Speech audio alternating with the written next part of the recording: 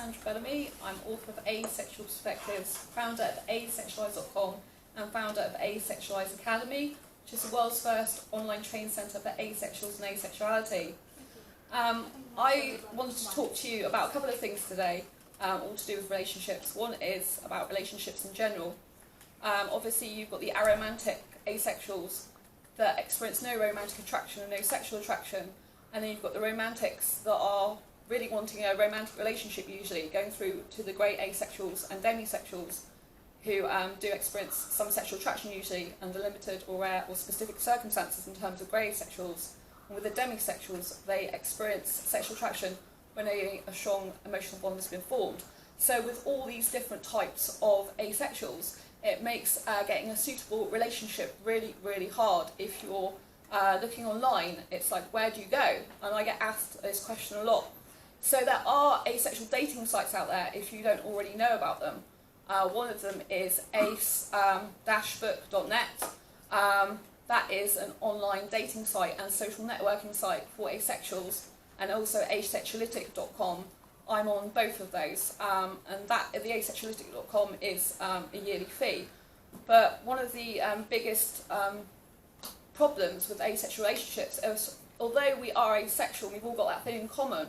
We've all got those different things that we like and don't like, different hobbies, different interests, and some of us want marriage, some of us want children in other ways. So it's like, how do you solve that problem? Well, when you're on asexual dating sites and on the asexual dating scene, or even if you're just looking for a really strong friendship, when you're on these sites, you have to be really specific about what you want. So people are like, oh, if you're too narrowed down, like how you find someone, it's not about that. It's about being true and authentic to who you are, working out what hobbies and interests you've got and how you can, get someone compatible in that way. Physicalities come into it. Some people are touch adverse, for example. They can't have any touching in a relationship. Some people do like some touching, some people like kissing, some people don't. So you need to be on these sites being your true authentic self, saying who you really are and expressing yourself and what you really want. And there are asexual dating groups as well on Facebook. I run two. I run the asexual, grey asexual and demisexual dating group, and the asexual, what's called Asexualise dating group, which is for people who don't want sex at all, specifically for those who don't want sex. And I also run an asexual friends group. So if you are aromantic, asexual, and you just want friendship, then I've got that there. So I want you to know that it doesn't matter where you fall on the spectrum, that you can still find someone for a relationship. Don't give up. It does take a while. The other thing I want to cover today as well is the most important thing is to love yourself. Asexuals can get very lonely. They can feel depressed and isolated and like no one cares. And some of them will spend hours on their own inside because they don't know any other way of communicating. And it's really important, you can get out to asexual meetups, which I'm doing a talk about that afterwards. It's one way of meeting other people to form friendship and also possible relationship. But you can also do something called self-dating. And people, when I talk about that, are like, what on earth self-dating? I've never heard of it before. And I'm like, well, that's basically when you have what you would normally do in a relationship with someone. So say you like going to the cinema, or out for meals, or you like having a movie day with your boyfriend, girlfriend, or queer platonic other. Then you, instead of doing that with them, you would do it by yourself. So you would go out and take yourself out for meals, to the cinema. So you do everything you would normally do in a relationship, but you do that on your own, because if you do that on your own, it empowers you and it makes you feel so good, and it puts you deep in touch with your soul, so that you don't need a person so much, you don't need all the external stuff, you can get love just from yourself. And people are like, well, what do you do on these self-dates? They're like, that sounds really weird. I'm like, well, I go out to theme parks, I go out to zoos, and like this is one of the places I went to recently, which is Green Leisure Park. It's absolutely amazing. I had the whole day to myself. I just went on loads of theme parks. I love superhero stuff. It's amazing. So I was just totally in my zone. And the good thing about self-dating is you always get a good date because you do what you love. And it's like, yeah, I don't have to sit down and watch 2 hours of film, which is really no good for me. And it's because the other half chose it. And I'm like, yeah, I'm just coming along for the ride. So, you can eat as much food as you want, you can do whatever you want. And that's what's really good.